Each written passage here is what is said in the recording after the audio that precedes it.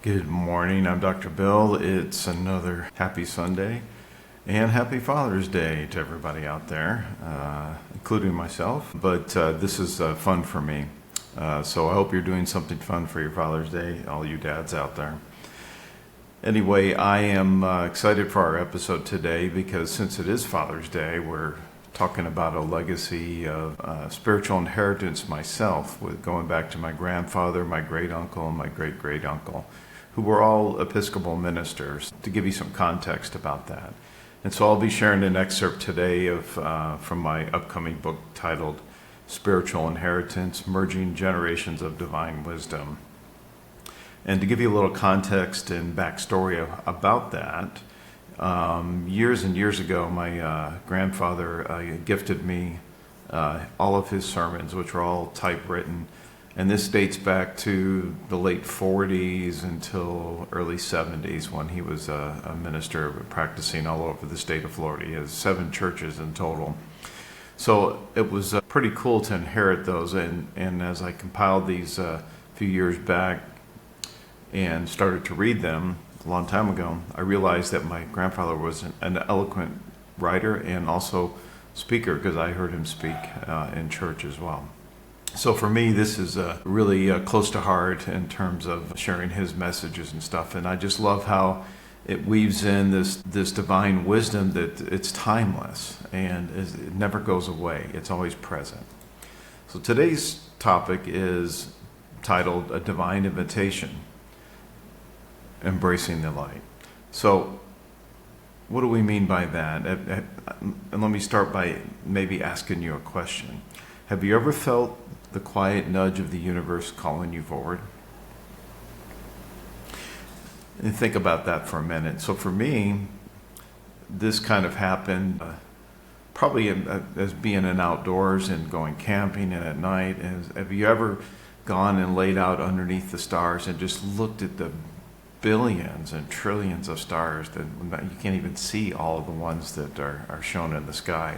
But if you're in a place that's has no light from artificial light or that sort of thing, it's just amazing. So I remember years ago I was on a field expedition in Papua New Guinea, and we were at sea at a boat. It was a scuba diving expedition. We were collecting marine sponges. It was part of my graduate work at UC Santa Cruz. And what an exciting trip that was, because I would go out on the deck at night, and that's where I would sleep, and just look out underneath at the stars, and could see the Milky Way and so many more stars that you don't see normally when you're close to the city. But that presence of all of that is powerful, because when you look up at that and you think, you know, how vast the expansiveness of the universe is, you can't and contemplate this beautiful majesty, you cannot help to be convinced that there must be a higher intelligence at work here. Think about it. Otherwise, why does it all exist? You know, what is its purpose? And for me, I feel like it's those moments when you're looking at all that and you feel that infinite presence, that you start to contemplate that there's something much more to life than what you deal with in your day-to-day. And there's something much more behind all of that, this universal intelligence, all that is, that flows, moves, and has its being in all things.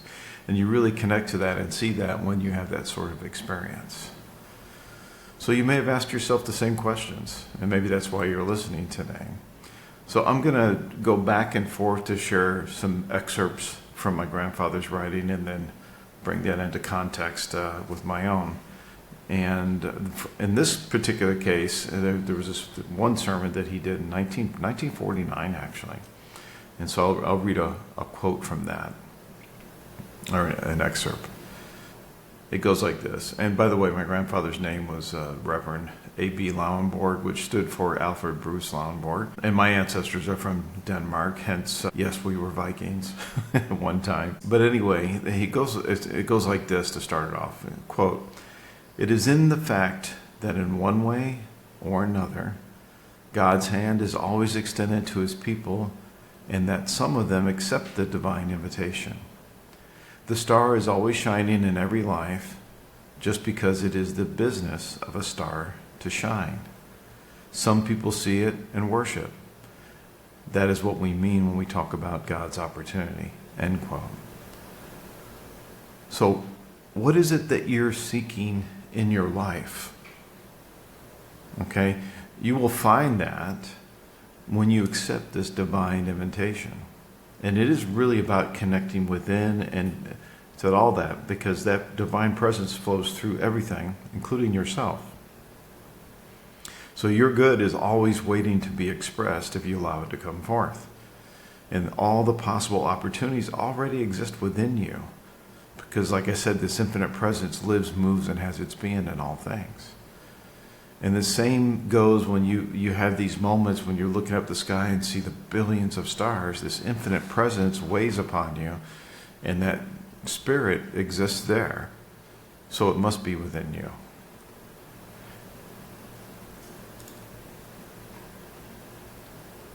So let's reflect on that a little bit further. The star is always shining in every life, and then some people see it and worship. So it is about making that connection.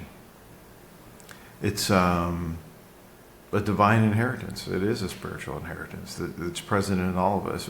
It's just waking up to that fact for ourselves in our everyday lives and how we move forward. So even though I have actual spiritual DNA from my ancestors, the reality is we all have that. We all have this spiritual DNA that's passed on through presence. It's not just the words.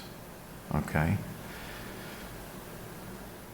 So let's talk about the spiritual myth of missed opportunities. He continues on in this, and I'm not going to read the totality of all this, and you'll have to see my book to get that.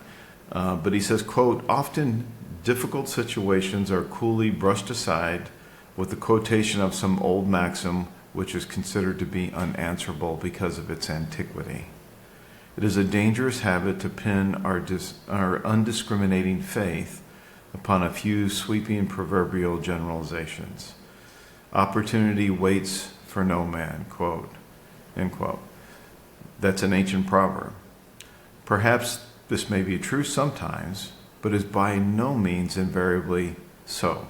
And when we come to that other much quoted saying that says opportunity never knocks at the same door twice, it simply isn't true. Life is one great succession of opportunities. And that is the spiritual myth of missed opportunities. We think, we've heard it before. It's like a generalization that says opportunity only knocks once. It's like you miss the opportunity and then you go, man, I missed that. It's never going to present itself again. That simply isn't true. I can share many stories within my own life where, opportunity knocked and I embraced that or whatever, or sometimes I didn't and it passed by. But ultimately, as you continue on your spiritual path and your journey and as you move forward, you come to find out that those are just unique stepping stones along the overall journey to where you're ultimately supposed to be.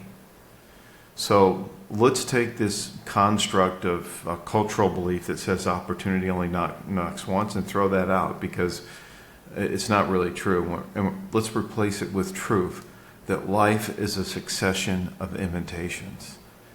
And it's only when you have the spiritual discernment to see those breadcrumbs that are laid before you in your life, and they're there every day. So I remember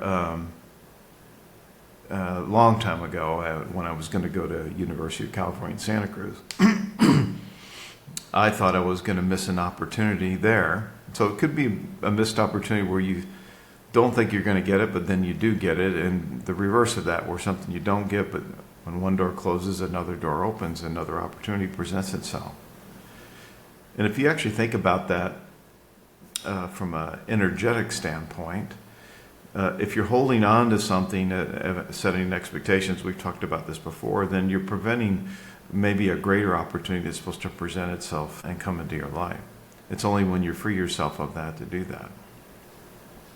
So for me, probably the best, I'm trying to think of maybe a really good example of this, is that I've pursued many business opportunities, for example, that looked like they were going to happen and that were going to be promising. But the reality is it led me to the next stage of my journey and my path where I was supposed to go, because I was really in the flow of that. And sometimes the universe will take it completely away from you when you think that this is what it's supposed to happen. And we have to let go of that experience when that does happen and move into the next phase. You have to go through these dark nights of the soul to process this, for this next great thing for you to come into your life. So whatever the opportunities you think you've missed, or whatever serious difficulties have shown up in your life, instead of mourning their loss and presence, have the courage to move through them. They're just temporary inconveniences. So set yourself up for the next opening, for the next divine invitation, and convince yourself that it's on its way. This would be the truth. No success has ever been attained without failure. To suggest that great achievements were unmitigated successes is just nonsense, because it doesn't happen that way. I mean, we see all these stories of successful businesses, and then they're on the cover of Forbes magazine or Crunchbase or whatever. But what you don't know is what it took for that founder or that person to start that and get to that point. And many times where they doubted themselves that this was actually going to be successful. Because at the end of the day, you can't see all the permutations of the path of how you're supposed to follow forward. So again, remember that all great achievements were unmitigated successes. Okay? There was always something else that was going on there. So my grandfather goes on to say in this reading, quote, "The difference between failure and success is not a difference between a life of reverses and one of no reverses. It is rather a difference between the person who resigns himself to his difficulties and the one who flatly refuses to give in. Opportunities are always available to those who give them welcome." End quote.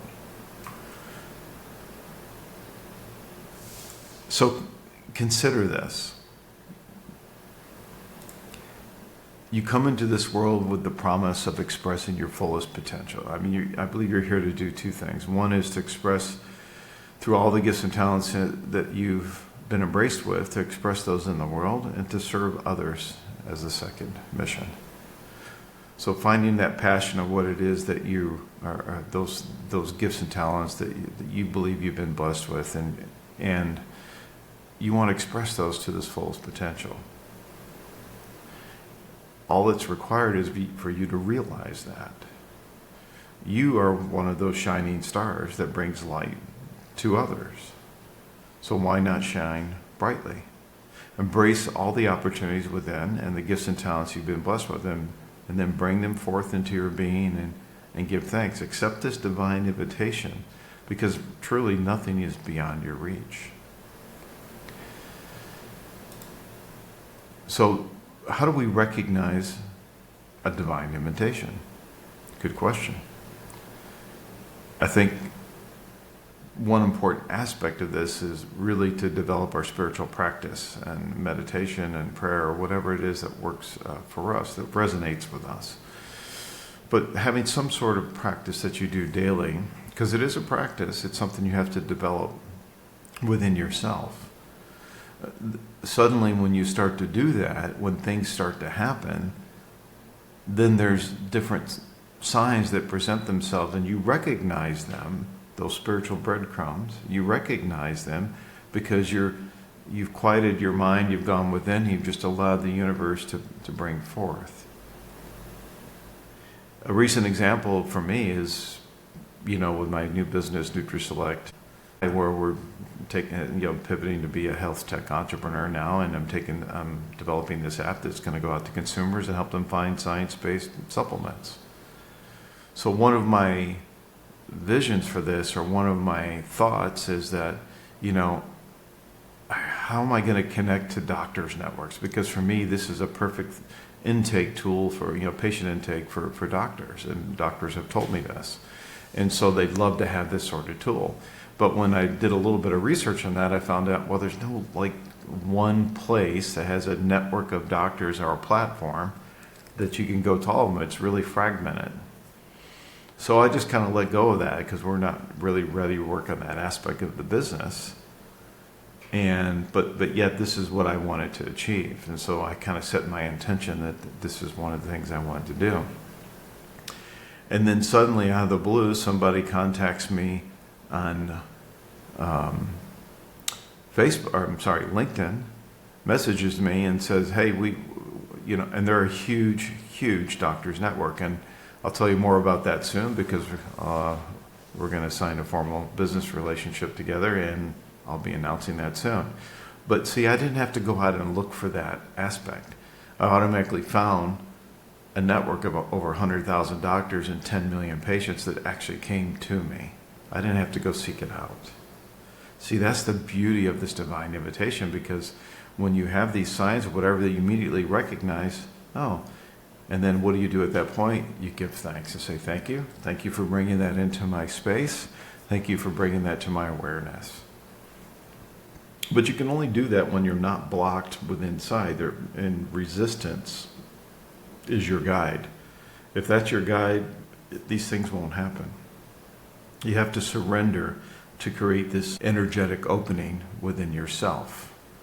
And then again, these experiences happen, just like the one I just shared with you. So let's talk about some practices and how we embrace this light within.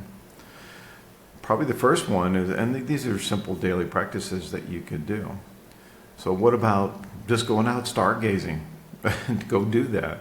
Actually go out somewhere. There's actually places around the world that are considered dark places or whatever, whether it's miles and miles away from any kind of city lights or anything. And I've always wanted to go to one of those places. I guess I did when I was in Papua New Guinea. There was no civilization, so to speak, when there's nothing but native villages or whatever, when we were traveling up the north coast of Papua New Guinea. And this is back in 2000, I can't even remember now. It was it was 1993, a long time ago. So you can imagine that there was not really much in the way of development then. But go stargazing. Go do a stargazing meditation. It's actually quite fun. Start your day with a morning mantra that says, my light welcomes all divine invitations today, because that has a powerful energy to it of creation, of bringing those things into your life. So every day in my morning meditation or something, there's some sort of mantra that I'm emphasizing or that I bring into my awareness to create and manifest what I'd like to see. The other thing is to do some journaling. Okay, where have you seen divine guidance today? And maybe you had an experience, but you didn't make that connection that it was some sort of divine guidance, because nothing happens by chance. There's no coincidences, and everything happens for a reason. Whether it's simply just to bring it into your awareness, or it's something that has much more value in your life and your path and where you're going. It doesn't really matter, because as you're creating this energy, because thoughts are energy, and what you're writing down even reinforces that even more. And there is a real power to journaling. Low-touch society, we've kind of gotten away from that. We're on our cell phones or computers or whatever, but we need to unplug for that and actually, go write, physically write. When was the last time you actually physically wrote down something? And I don't mean just taking notes for something or a to-do list or something, but I mean actually write something that's meaningful, that you're inspired to do. And speaking of that, I think this is a perfect opportunity to share with you one of my poems, because it kind of ties in with our theme today. Now, my book of poetry titled Divine Whispers, Poems of Love and Spirit, is soon to come out into the world. And I'm thinking it's going to be this week, but stay tuned for announcements on social media when that happens. But I want you to take a moment, and I'm going to play some music here for a minute, and let's just close our eyes, take a few deep breaths, and I'm going to read this poem to you. And I want you to imagine that you're stargazing somewhere, because this was what inspired me to write this poem. And it was an experience I had in 2010, and it's when actually a period in my life, a very low point, where I was actually homeless and living out of my tent. And so I was laying out under the stars and listening to the sounds of the night and feeling this infinite presence. And that was the inspiration for this poem. So let me put on some music. Let's close our eyes. And let's take a moment to do that. Breathe in. Breathe out. We'll take 3 deep cleansing breaths. Breathe in.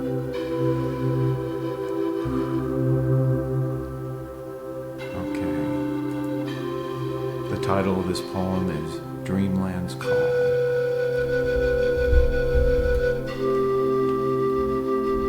The melodic chirp of cricket sound, sister moon, my heavenly guide. For off to dreamland I am bound, where no earthly presence will confide. Sleep fills these dreary eyes, deep breathing renews my soul. Spirit lifts me up on high to a place where I am whole. The call of Father Owl expands my mind, filling it with great wisdom. There it is matched in like kind with all the glory of the kingdom. Messages from Great Spirit I've received, Brother Hawk's work finally complete. For its expansiveness I could not conceive. My heart slowly pounds the beat. The cool night air gently caresses my face, soft fluttering of angels' wings, reaching out from dimensional space. My heart humbly rejoices and sings. Mother Earth engulfs me in her arms, the heavens a blanket above me. A billion points of light sparkle with charm. The presence of the infinite weighs upon thee.